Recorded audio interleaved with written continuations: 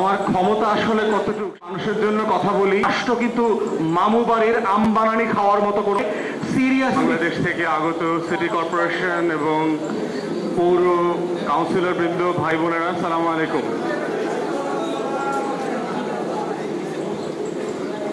আপনাদেরকে অত্যন্ত এই গরমের ভিতরে ধৈর্য ধরে প্রোগ্রামে এতক্ষণ বসে থাকার জন্য শুরুতেই ধন্যবাদ জানাচ্ছি। প্রথম কথা হচ্ছে যে আমার ক্ষমতা আসলে কতটুকু সেটা আসলে আপনাদেরকে পরিষ্কার থাকতে হবে। আমি কিন্তু বাংলাদেশ সরকারের কোনো প্রতিনিধি না, আমি সরকারি দলেরও কোনো নেতা না। অতএব আমি মানুষের জন্য কথা বলি, যে কোনো জনদাবি নিয়ে, নাগরিক ভোগান্তি নিয়ে কথা বলি। এটা হচ্ছে যে আমার একটা দায় দরদের জায়গা আছে। আমি যেটাকে ন্যায্য মনে করি যে বাংলাদেশ রাষ্ট্রের সাথে তার নাগরিকের অধিকারের যে গ্যাপ তৈরি হচ্ছে, দূরত্ব তৈরি হচ্ছে, সেগুলো নিয়ে আওয়াজ তোলা, কথা বলাটা হচ্ছে আমার নাগরিক দায়িত্ব। রাজনৈতিক কর্মী এবং নাগরিক হিসাবে এটা আমি বলে যাব।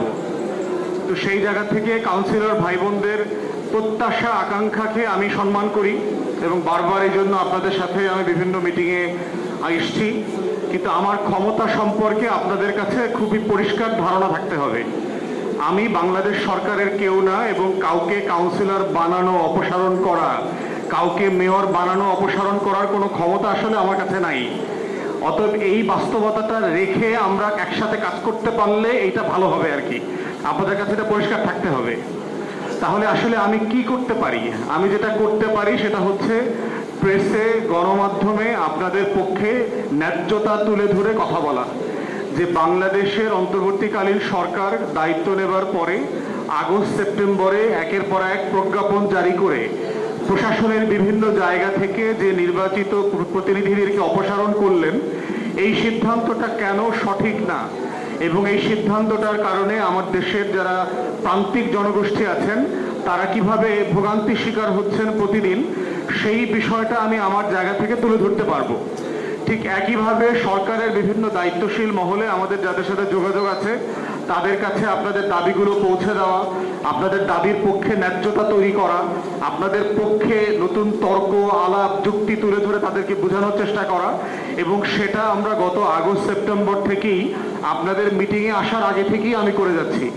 আপনারা হয়তো দেখেছেন এর আগে যিনি আপনাদের এই ডিপার্টমেন্টের স্থানীয় সরকারের যিনি দায়িত্বে ছিলেন মরহুম উপদেষ্টা হাসান আরিফ স্যারের সাথে আমি লম্বা মিটিং করেছি, করে তাকে আমি বোঝানোর চেষ্টা করেছি যে এই সিদ্ধান্তটা কেন ঠিক হয় নাই। কিন্তু ওনার মৃত্যুর আগে তো ডিপার্টমেন্টও চেঞ্জ হয়ে গেছে, উনিও ইন্তেকাল করেছেন। তো সেই বাস্তবতাটা মাথায় রেখে আপনাদের সাথে আমরা একসাথে কাজ করব, এইটা আপনাদেরকে মাথায় রাখতে হবে।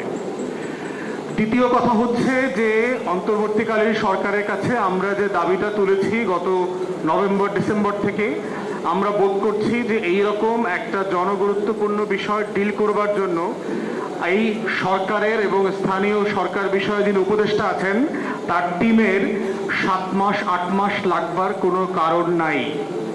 এটা খুবই একটা যৌক্তিক কাজ, খুবই আলোচিত একটা ব্যাপার এবং এটা করাটা খুব স্বাভাবিক এবং এটার জন্য এত সময় নেবার কোনো প্রয়োজন ছিল না। এবং আমরা বারবার বিভিন্ন মিটিংয়ে যেটা বলেছি যে এটার কাঠামোটা কি হতে পারে, আলোচনাটার আমরা বলছি না যে আপনার যে 5000 প্লাস প্রায় 5600-5700 কাউন্সিলর আছেন তাদেরকে ঘুম থেকে উঠে প্রজ্ঞাপন দিয়ে আবার সবাই কাউন্সিলর বানায় দেন। আমরা এখানে নীতিমালা প্রস্তাব করেছি যে জনগণের ভোগান্তি কিভাবে হচ্ছে বিভিন্ন এলাকাগুলোতে এবং সেটাকে অ্যাড্রেস করবার জন্য সরকার কিভাবে একটা উপকমিটি করে একটা নীতিমালা প্রণয়ন করে এই সমস্যাগুলোকে অ্যাড্রেস করতে পারে।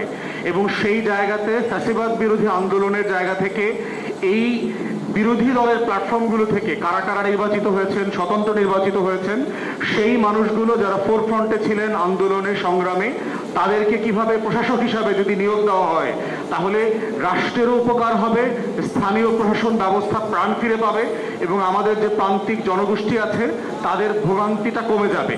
তো সেই জায়গাতে আমরা দেখতে পাচ্ছি যে আমাদের স্থানীয় সরকার মন্ত্রণালয়ে সিরিয়াসলি ফেল করেছেন এবং এটা খুবই দুঃখজনক যে এত গুরুত্বপূর্ণ একটা কাজের সিদ্ধান্ত নিতে তারা 7-8 মাস নষ্ট করেছেন এবং এখন পর্যন্ত আমরা জানি না যে আসলে ওনারা কি করছেন। হুট করে আমরা দেখতে পাচ্ছি মামলা করে একজন মেয়র হয়ে যাচ্ছেন। হুট করে আমরা দেখতে পেলাম ঢাকা মহানগরী উত্তরে একজনকে আপনারা প্রশাসক দিয়েছেন, কোনো আপত্তি নাই, ভালো কাজ করেছেন, ভালো লোক দিয়েছেন, কিন্তু কিসের ভিত্তিতে দিলেন? কি নীতিমালার উপরে ভিত্তি করে দিলেন? একটা রাষ্ট্র তো আমার ইচ্ছা অনিচ্ছার বিষয় হতে পারে না, যে আমার মনে চাইলো আমি দিলাম, মনে চাইলাম না দিলাম না, এটার নাম তো রাষ্ট্র না। রাষ্ট্রকে যখন কোনো কাজ করতে হবে তাকে একটা বিধিমালা তৈরি করতে হবে, একটা রুলস অফ বিজনেস তৈরি করতে হবে, যে আমি কিসের ভিত্তিতে টোটাল স্থানীয় নির্বাচিত প্রতিনিধি সকল যারা ছিলেন আওয়ামী আমলে এদের সবাইকে বাদ দিলাম, আবার কিসের ভিত্তিতে কাউকে কাউকে কোর্টের উপরে বন্দুক রেখে আবার পুনর্বহাল করছি, আবার যারা ন্যায্যতার ভিত্তিতে পেতে পারেন তাদেরকে আবার দিচ্ছি না। তাহলে এই যে অসংলগ্নতা আছে, আমরা বারবার দাবি করেছি যে অন্তর্বর্তীকালীন সরকারকে যে জনদাবিকে মাথায় রেখে, জনগণকে মাথায় রেখে, যেই বাংলাদেশ দুই রূপকল্পের জন্য আমরা লড়াই করেছি, দায় এবং দরদের রাজনীতিকে মাথায় রেখে সেই জায়গাটা বিবেচনা করে একটা উপকমিটি করা এবং বিধিমালা তৈরি করে ইমিডিয়েটলি যাচাই বাছাই সাপেক্ষে এই কাজগুলো করা। মাঝখানে মনে হচ্ছিল যে কাজটা অনেক দূর এগোচ্ছে, হুট করে মনে হচ্ছে আবার 2 মাস 3 মাস ধরে কাজটা পড়ে গেছে। তো এই জায়গাতে মনে হচ্ছে যে সরকার প্রচন্ড দোদুল্যমান অবস্থায় আছে। রাষ্ট্র চালাইতে হইলে উপদেষ্টা মণ্ডলীকে টাফ হইতে হবে, এটা মাথায় রাখবেন। রাষ্ট্র কিন্তু মামু বাড়ির আম বানানি খাওয়ার মতো কোনো অবস্থা না। রাষ্ট্র হচ্ছে টাফ হওয়ার বিষয়, যেটাকে আপনি ন্যায্য মনে করবেন, সেটার জন্য কনসালটেশন করবেন, রাইট প্রসেস ফলো করবেন, and then you take that tough decision. বারবার পিছু হটা এটা খুবই রং মেসেজ দিচ্ছে অন্তর্বর্তীকালীন সরকারের ব্যাপারে। তাই আমরা বোধ করছি প্রফেসর ইউনূসের সরকার এবং স্থানীয় সরকার বিষয়ে যে দায়িত্বপ্রাপ্ত উপদেষ্টা আছেন, আমলারা আছেন, তারা ইমিডিয়েটলি অনতিবিলম্বে এই থানাই ফানাই করা বন্ধ করে সিরিয়াসলি একটা উপকমিটি করবেন, করে বিধিমালা তৈরি করে এই যে 1700-1800 ফ্যাসিবাদ বিরোধী আন্দোলনের কাউন্সিলররা ছিলেন তাদেরকে প্রশাসক হিসাবে নিয়োগ দিবেন। এই ব্যাপারে আর কোনো সময় ক্ষেপণ করবেন না আল্লাহর ওয়াস্তে। সারা বাংলাদেশে আমরা সফর করে যেটা বাস্তবে দেখতে পাচ্ছি, প্রত্যেকটা প্রশাসনিক সার্ভিস সেবা যেটা ছিল নাগরিকের, সেটা ব্যাপকভাবে ভেঙে গেছে। বাংলাদেশে যুদ্ধের সময় 71 সালে এইরকম আমার স্থানীয় সরকার প্রশাসন ভেঙে যায় নাই। অতএব যেই সরকার প্রতিজ্ঞা দিয়ে এসছে সে দায় এবং দরদের রাজনীতি করবে, সে গণ অভ্যুত্থানের রিফ্লেকশন দিয়ে রাজনীতি করবে, সে আগামী দিনের বাংলাদেশ 2 গড়বে, শত শত শহীদের রক্তের যে দেয়াল লিখনগুলো ছিল সেগুলোকে রিফ্লেক্ট করবে তার পলিসির মধ্য দিয়ে, তার কাজের মধ্য দিয়ে। সেগুলোর বাস্তবায়ন আমরা দেখতে পাচ্ছি না, যেখানে এই স্থানীয় সরকার ব্যবস্থা নাই। এবং আমলা নির্ভর হওয়ার কারণে যেটা হয়েছে, প্রত্যেক জায়গায় আমরা দেখতে পাচ্ছি তৃতীয় চতুর্থ শ্রেণীর কর্মচারীরা এই প্রশাসনগুলো এখন চালাচ্ছে। তারা ফাইল করে করে নিয়ে রিকশায় করে, গাড়িতে করে স্যারের বাসায় যায়, স্যারের অফিসে যায়, সিম্পলি সিগনেচার করে নিয়ে আসতেছে। এই আমলাদের পক্ষে সিম্পলি এইরকম 2টা 3টা এক্সট্রা দায়িত্ব পালন করা কোনোভাবে সম্ভব না। এটা খুবই একটা অবাস্তব একটা বাস্তবতা। এবং দ্বিতীয়ত হচ্ছে, এই সরকারি আমলারা জনবিচ্ছিন্ন জনগোষ্ঠী, কার জন্য কোনটা প্রযোজ্য এবং প্রযোজ্য না সেইটা যাচাই বাছাই করবার সক্ষমতা তাদের নাই। তৃতীয়ত যেটা দেখতে পাচ্ছি, পুরাতন আমলের কর্মচারীরা মিলে আওয়ামী দোসরদারিদেরকে সামনে রেখে ঠিকাদারি ব্যবসা, লুটপাটের ব্যবসা কিন্তু চলমান রেখেছে। যেহেতু নির্বাচিত কাউন্সিলররা নাই, তারা বলতে পারছে না, প্রতিবাদ করতে পারছে না এবং জানে না যে কে আসলে ভালো মানুষ আর কে খারাপ মানুষ।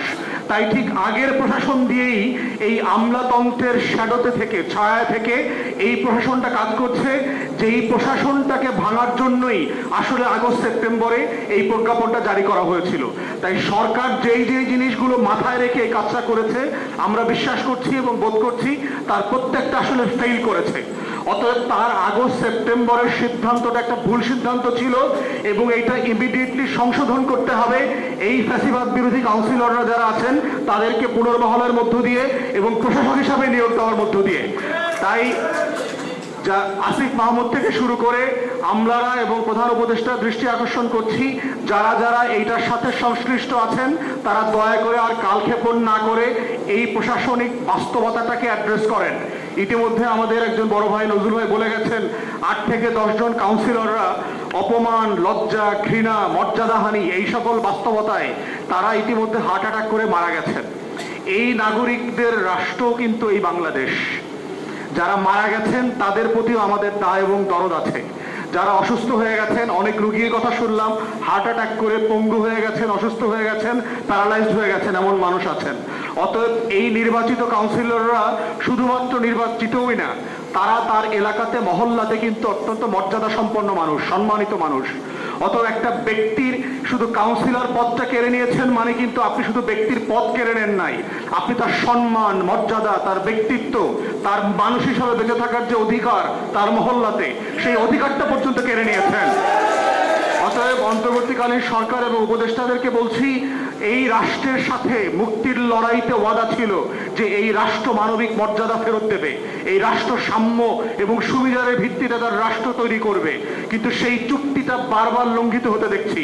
24-এর গণ অভ্যুত্থান was a glaring reminder for the interim administration not those things to happen again, কিন্তু আমরা দেখতে পাচ্ছি সেগুলো আবার হচ্ছে। তো সেই জায়গাতে আজকের আমাদের দাবি খুবই পরিষ্কার, আগে যে দাবিগুলো করেছি সেই যৌক্তিক দাবির জায়গাতে ফিরে এসে এই কাউন্সিলরদেরকে যৌক্তিক বিধিমালার উপরে ভিত্তি করে যাচাই বাছাই করে প্রশাসক হিসাবে অনতিবিলম্বে নিয়োগ দিলে এই সংকটের সমাধান করতে হবে। আপনাদের লড়াই যেটা চলছে, এই লড়াইতে আমরা পাশে আছি, থাকবো ইনশাআল্লাহ। সবাইকে অসংখ্য ধন্যবাদ। আসসালামু আলাইকুম।